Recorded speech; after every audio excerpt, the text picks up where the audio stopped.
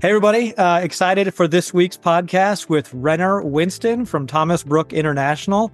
Thomas Brooke is a really interesting specialized chemical manufacturing recruitment firm that focuses on retained executive search. I hope I have that right, Renner. That's right. We've been working together for a few months now, and Renner's really been pushing the limits of Honeit and innovation in the space. So wanted to invite him to the podcast so we can unpack this a little bit. Renner, welcome to the podcast. I appreciate it, Nick. It's great to be here. Awesome. Well, I was looking back in your background. I didn't realize you were an engineer turned founder turned recruiter. I was wondering if maybe you could just kind of quickly walk us through how everybody has an interesting genesis story on like how they became a recruiter. I'd love to hear how you found this profession. You know, it's funny because I don't know of any recruiter that knew that they were going to become a recruiter before they were a recruiter. And same here. I mean, of course. So I went to school for engineering, had a really great job out of college where I learned a lot about industry and manufacturing. But I had a really big entrepreneurial itch and it wasn't scratching it for me at a big corporation. You know, so I decided to start my own firm in the renewable energy space. I had a really good business partner who was pretty established in that market. And I came in on the sales side and helped grow the firm. And eventually we expanded out to doing like large scale wind and solar development and really found myself traveling quite a bit. And I was newly married. And so being newly married and traveling, it was hard to navigate that. So this was also right at the start of COVID too, where travel was a little bit difficult. So I was starting to really question the space that I was in and the amount of travel. And we were spending a lot of time with her parents actually. And I just thought they were the coolest people. They're smart, they're wise. They had been in the manufacturing industry for decades. And I was like, wow, I learned so much from them every time I hang out with them. And one day they had asked me, they're like, hey, you know, you're entrepreneurial. You know a lot about manufacturing. You have an engineering degree, so you can relate to a lot of our clients. I mean, what do you think about becoming a recruiter? Never thought about it. But actually the stars aligned pretty well. So I started the onboarding process and really found to enjoy it because it definitely scratches that itch of being an entrepreneur. I have a good work-life balance, you know, and I get to meet a lot of interesting people. So recruiting is just so fun. I love it, man. That's great. No, you're right. And you know, every conversation is a little bit different. Every role or rec you're working on is different. You're learning about how companies operate and how work gets done. I found it fascinating too, having fallen into it. Maybe we could talk a little bit about Thomas Brooke, and I think your specialization there is really interesting. A lot of times recruiters talk about having a niche or having, you know, domain expertise around a certain subject because then you can tap into the network of professionals and dig deep and really understand the nuances between different types of people in that world. I would imagine chemical manufacturing with the paints and the polymers and the material sciences, you can probably go very deep with different types of chemists and, you know, engineers. Maybe you could unpack maybe the variety of types of roles you work on. Some of these folks might have PhDs. Some of these people are selling, you know, it's probably tell us a little bit more about the types of roles or recs you're working on.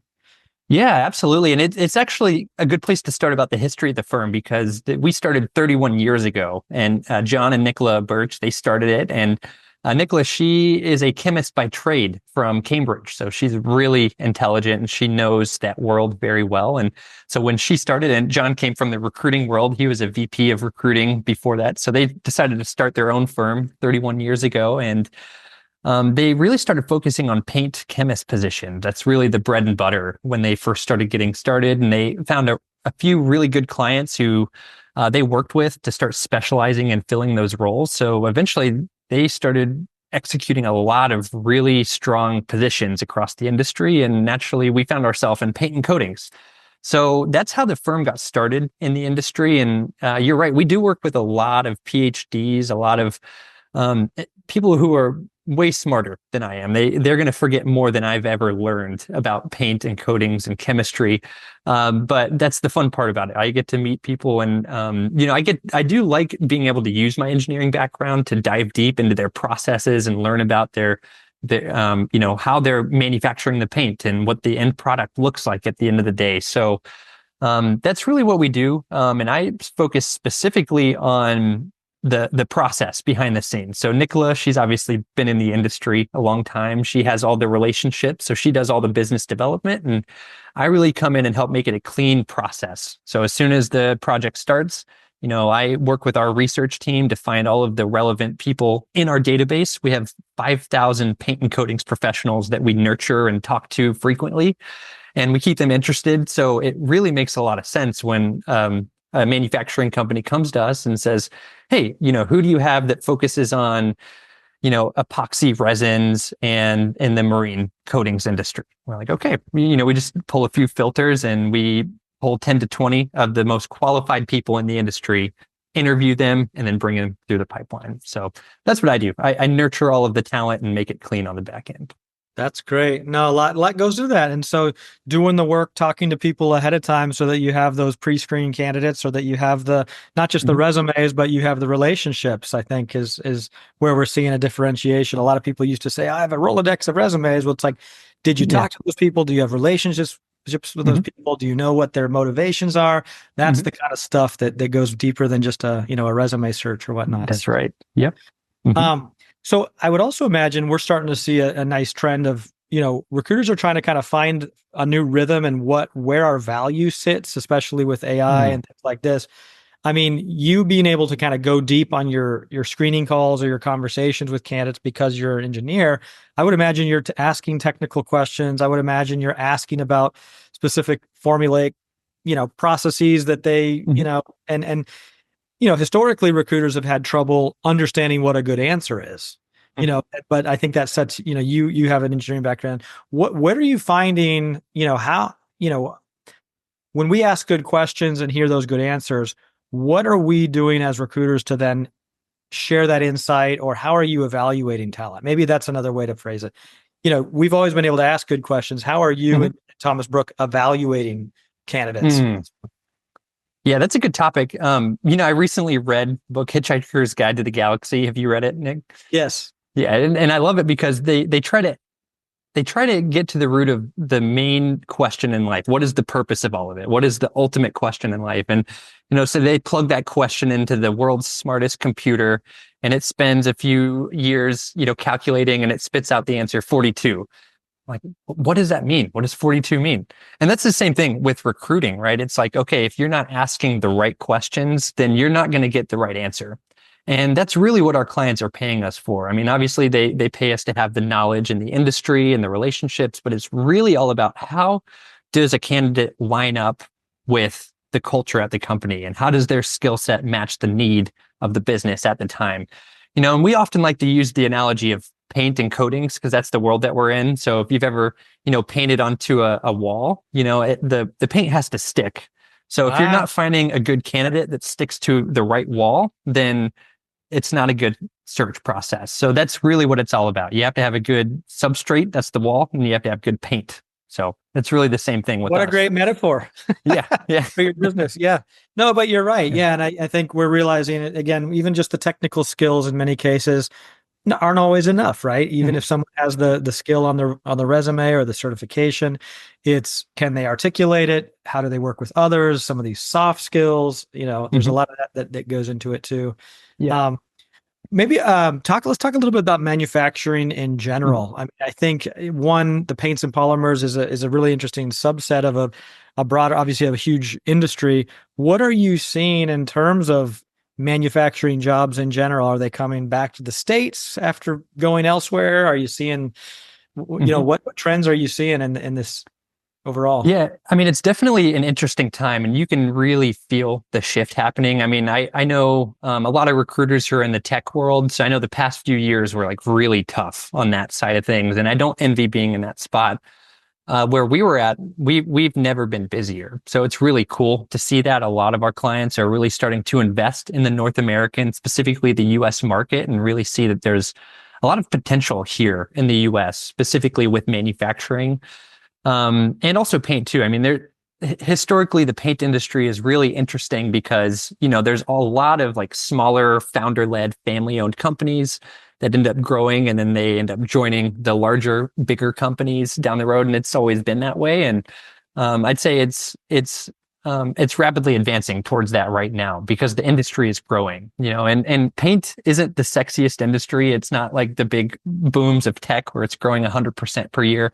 It's a stable 3 to 5% per year, but we are starting to see a lot of jobs come back here. So I would say it was interesting because before the election, we had a lot of clients who were like, "Hey, let's just hold off on making hiring decisions until after."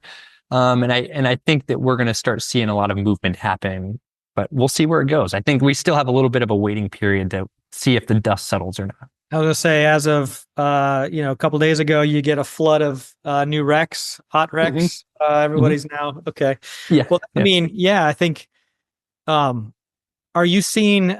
So, are the jobs coming back, or are you seeing like investment in the manufacturing plants and like the whole infrastructure? Mm-hmm. How big does it go, or how deep does it go?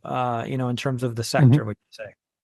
Yeah, yeah. I mean, and historically, we've seen the shifts, right? So we've seen it go away from out of the U.S. and into the Asian markets, and that was tough to see because we lost a lot of really good, contacts in the industry there. But now they're starting to come back. So a lot of clients are starting to come to us and say, "Hey, it's about time for us to start, putting a plant here in North Carolina or in the Chicagoland area." So we're seeing a lot of like meccas, like small subsects of the industry start to grow. So it is cool to see that. Yeah.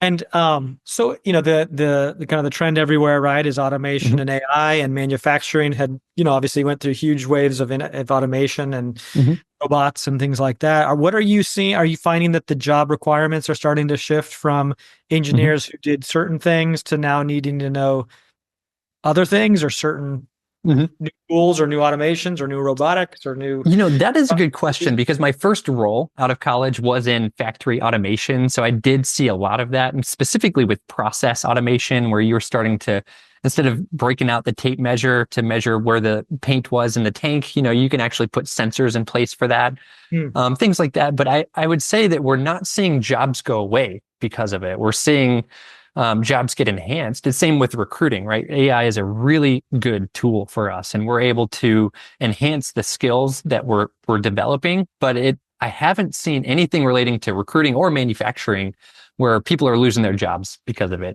And I think we're still at the genesis of it, so we'll see where things go. But I really don't foresee that happening.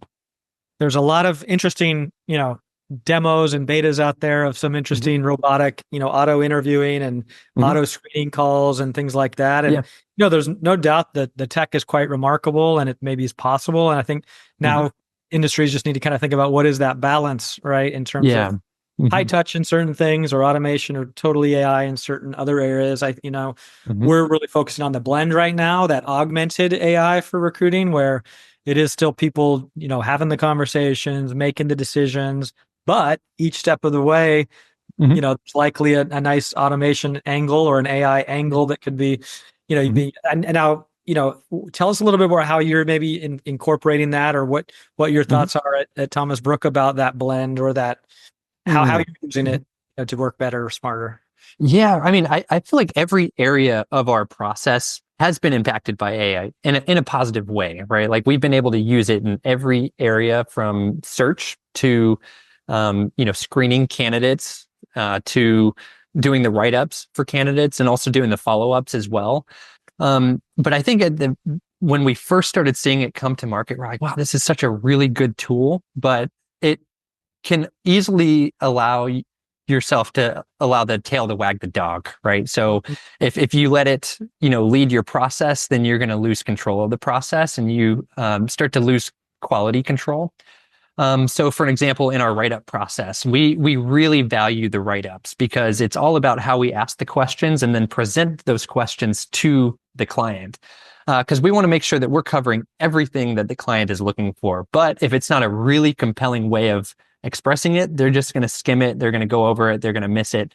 So we found specifically with the write-up process, this is just one example, it's really good to use it to have like a general outline based off of the conversation, but you really need to go in and tailor it to exactly what you think the client is looking for. Because you have to know who the client is and get a feel for who their personality is. And, they might respond to a write-up one way and a different hiring manager will respond to the exact same write-up a different way. So you have to get really creative with that. And I feel like that's where we really excel in our process, is getting to know our clients and what they're looking for and presenting candidates in a way that matches their needs. That's We great. haven't found a way to do that with AI yet. Not yet with it. How are you? So you mentioned a good thing. So are you creating different candidate presentation links to send to different maybe people at the same company based on what their interest, like each of the stakeholders maybe gets a little something different or? Not yet. Yeah, we like to keep that uniform just internally. But a lot of times we only have one or two hiring managers that we're working with directly. So we like to say we do, a sniper shot from 1,000 miles away versus the shotgun approach where we have, we don't do 50 projects at a time. We really like to focus on really specific projects and we find that there's not a lot of hiring managers involved in that process, at least for us. Are you using Honeit for your intake calls with clients? Are you talking to the hiring managers about the roles or recs using Honeit or mostly for the candidate screening side of things? Mostly for the candidate screening side of things. We have talked about using it for other things, though. I think Nicola may have reached out to you recently for that because we're like, wow, this is such a powerful tool. I think we can use it here, here, and here. But right now, the candidate intakes, and we actually do multiple interviews. So we found a way that we're able to have multiple interviews being presented in one summary, versus we would historically in the past just do like a, 1-page write-up. And we do spend about the same amount of time editing and crafting it. But we find we get so much more out of the Honeit summaries with that. Gotcha. So you have maybe 1 or 2 or 3 calls with the same candidate, but you're capturing insights from each of those. You can put them on one link and have an interactive presentation that highlights things we cover from each step. And it might be the basics on the first screen, a little bit deeper on the second to if Nicola is talking to them, then maybe they are talking about, the frontier of chemistry and such. So that's fantastic. That's interesting. And are you seeing, have you had any success with like remarketing candidates, or do you ever share candidates that were runner-up with other clients and things like that to proactively market them? Or I have to tell you, that is probably the number one thing that's allowed us to develop more business is having really good candidate data. So for an example, if we have a candidate who was just exceptional in the interview process and the client ended up hiring another candidate, that's really heartbreaking for us because we do spend a lot of time developing those relationships. And historically, we wouldn't be able to capture all of their background info and put it into our database the right way. But with Honeit, we are able to do that. We have a lot more control over the conversation and the questions we ask and that we record. So it really helps us if let's say a candidate doesn't work out, we can actually pull from some of our previous questions and reach out to another client and say, hey, this candidate is really good. We think it matches your background and here's some data points. So we do clean it up and send it to other clients actually. Yeah, it's kind of like a new take on the old MPC, like most placeable candidate, we used to hide the name, scrub the resume, try to remove the names of the company so they don't figure out who it is, but you can still market that candidate. Yeah, that's great. Well, that's huge. Yeah, we've heard some real success stories of companies, because you submit 3 candidates, 2 don't get the job. Well, those are 2 awesome, active, available candidates. Put them on a link, send them to more prospective clients, and now you're showcasing how you do things differently from first contact with that new client. So. Yeah, you hit the nail on the head. I mean, that is MPC 2.0. I'd like to say it's definitely a lot better than what we had before. So we love Honeit for that reason. Awesome. Well, maybe we could shift a little bit more to where do you see the future going? I mean, I think in terms of TA and recruitment, it has been a challenging couple of years, to your point, in the tech industry, let's say. But yeah, lots of other different industries are hiring and have been moving forward and continuing to go to grow, in terms of the industry. Where do you see kind of the future of work, future of talent acquisition going? Is it still going to be, us talking to candidates to understand them? How far out do you think the true AI type stuff is sitting? What are your thoughts on the it's hard to predict, right? I think it's such a nuanced thing because there's so many different ways that the industry could go, right? So I think it'd be really funny to look back, at this conversation 10 years from now and be like, wow, we were really spot on. Or maybe we were really not that close to it too. I'd like to say that, at least with a process like ours, we like to stay on top of the curve. If things change too fast, we wouldn't be able to catch up to it. But we are always looking to see what the next best thing is out there. And that's how we found Honeit, actually. So I think it's all about adapting, right? So the firms and the recruiters that can adapt to the change and use it to their advantage are going to succeed really well. But I do think it's going to be such a powerful tool going forward that if you don't adapt, then you might have to find another place to go. So it's hard to say. It really is. I would imagine that there'd be something out there where, for example, we have researchers that do everything for us in terms of finding candidates that are not already in our database. I would imagine that, if there was something that took that task away, we would be able to find a place for them elsewhere in the business, or maybe even scale them up to being full-time recruiters. So I do believe that there's a lot of, potential with AI and specifically in the recruiting world. For me, I'm hopeful, right? What you mentioned sourcing a couple times, because that is kind of the first S in recruiting. We like to call it the 4 S's: sourcing, scheduling, screening, submissions. You know what I mean? But and we talked a little bit about how you're applying AI into each of those steps. What are the researchers, or how are they maybe innovating on the sourcing side of things? Because I think the sourcing side of recruitment, for the last 10, 15 years, there was a lot of innovation in sourcing, right? New tools, right. Boolean, automation, even applying AI to sourcing strings and beyond LinkedIn to find hidden resumes and things like that. So sourcing has always been like a fun, innovative area, but it was always kind of the first step. Now we're starting to see innovation on some of the other S's throughout the workflow, which is cool. But I guess what is your team? Are they using new tools? Are they trying AI sourcing tools? What are you seeing on that first S? That's a good question, because, sourcing is everything to a recruiter.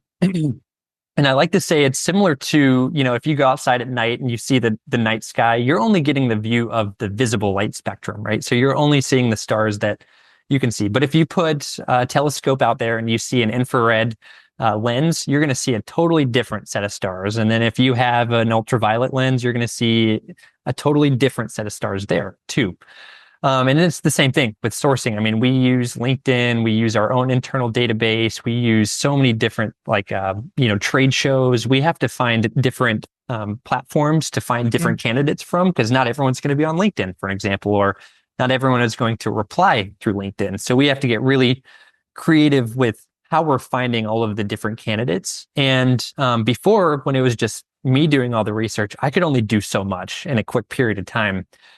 So it is really nice to have a research team to where we can utilize every different area of that S in that 4 S's. So, it's really important for us. That's a great point. And we've heard some even recently, like LinkedIn changed some of their indexing, or what was on the public, used to be 24 different fields of public information from a profile on the public indexed Google web pages. So a lot of people did X-ray searches, and a lot of these sourcing tools, kind of could use that and stay updated from LinkedIn information, even not being logged in or tap. I think that changed a couple of weeks ago, or a couple months ago, or something like that. Have you? Yeah, I think they bounced back, but it was a little bit of a dip there for a while.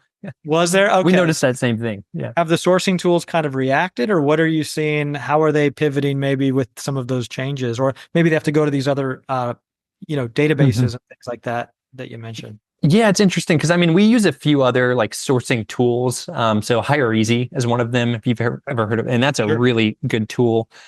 So some firms use Hire Easy or LinkedIn, and we try to use both. And then we also do, the industry databases too. But I'd say the only one that we really pay close attention to is LinkedIn, because that's the number one in the industry. And I don't really see much change with the others right now, but I was happy to see that they bounced back, because it was a little bit of a dip there for us. And that's why we looked at other sourcing options, by the way. Okay.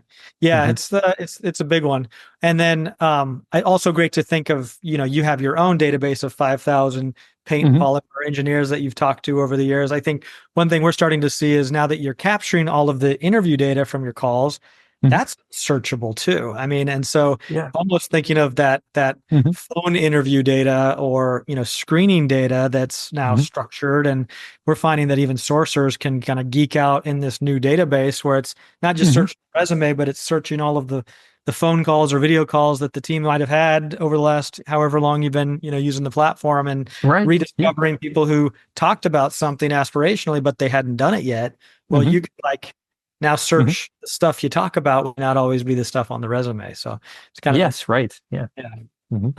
Neat new, sourcing interviews, which is kind of a weird, new construct, right? Combining two important things, but combining them in terms of. I'd say, I mean, that's one of those areas where, like you were asking earlier, like, where do you see the future at? And it's so hard for me to say, because I never would have predicted that I'd be, pulling data from interviews. Like we used to take all of our notes, and I'd type it out, and I would go back and do like Control F in our big database of interview notes and be like, okay, who was doing powder coatings, for an example? So I'd pull that. But I never thought I'd be doing it in this format. So again, it's so hard to predict, like such an amazing tool like Honeit that is able to do that. I wouldn't have been able to predict that 2-3 years ago. So who was that? I'm sure you saw that about. Well, we didn't. I mean, it's always evolving. I mean, we're just we're keeping there's so much now, and now the floodgates have opened with what you can apply to a data set. I think that's where things are going to get even more interesting, is like for the companies that have the data, meaning have they been using tools that capture some type of new intelligence of some capacity? Those are the companies that can apply AI to the data set. And if the companies haven't been capturing the data, they can't, right? And so I think, you can use AI tools today. Can you apply those AI tools to a data set from yesterday? Not if you didn't capture the data from yesterday. So I think that's also where, people who innovate and try and test are even going to have that much more of a head start when you start to think about AI and what it can do to data set that either you have or you don't have, or you've only just started collecting, versus companies that might have been collecting it for years, that huge. So interesting time. Yeah, I'd say that's how we view it too, right? And that's with every process that we implement. We never start from a place of perfection, and it cannot be perfect when you first start. You have to start somewhere. So if you have this huge expectation of it being perfect, you're never going to get there, right? And that's how we started collecting our data accurately. Okay, let's do this one tag first, and then see how often we're using that tag in our interviews, and then we slowly expand it out. Now we have a whole database of those tags that we look at. Whereas if we were to sit there and plan for an entire year, we wouldn't have been able to get there. So, wow. Yeah. So now you can search who talked about powder coating, 4 months ago, and you can pull back that. That's fascinating. I lost my train of thought. You were on a good tear there. I think. Well, it's interesting. We're all evolving, and I think it's the folks willing to change do have a huge advantage right now. And some recruiters are struggling with that, right? They've done it a certain way, but I think if you're willing to try or test new tools, that the ramp is easy for maybe the gains that you'll see. You know what I mean? Yeah. Right. Yeah. Yeah, I'm glad we took a risk with Honeit, and it wasn't a big risk by any means, but I would say it was one of those where I can't remember how we first found out about you. I think you may have reached out to Nicola directly, or maybe we saw something on LinkedIn. But it was like, okay, our current interview process could be improved, and then so when we tested, it was immediate that we found the results. And by the way, we do get a lot of good feedback from our clients on the interview summaries. I mean, every time that we send a summary over, they're like, wow, you're the first firm that we've used that uses this. So secretly, we want to keep it a secret, right? We don't want to tell competitors about it, but I'm sure that's where the future is going to go with a process like this. Yeah. Just tell them to make sure to click the play buttons. Some people don't really, Yeah. Well, on that note, Renner, I really appreciate you joining the podcast, sharing your success at Thomas Brooke. I mean, I love what you guys are doing. You're again pushing the limits of what possible in recruiting, and how deep can we go with these engineering conversations and technical conversations with PhDs. And I love the idea that recruiters without even domain expertise can be facilitating more comprehensive and technical conversations to then provide more value. And as your analogy put, find the paint, make it sure it sticks to the wall. So I love that analogy. Well, Renner, thanks for joining the podcast. Where can people get a hold of you if they want to hire a chemical engineering specialist? thomasbrooke.com. And you can also find us on LinkedIn too. We're pretty active on it. Okay. Thanks, Renner. Appreciate it. Thank you for having me, Nick. It was great to connect with you again.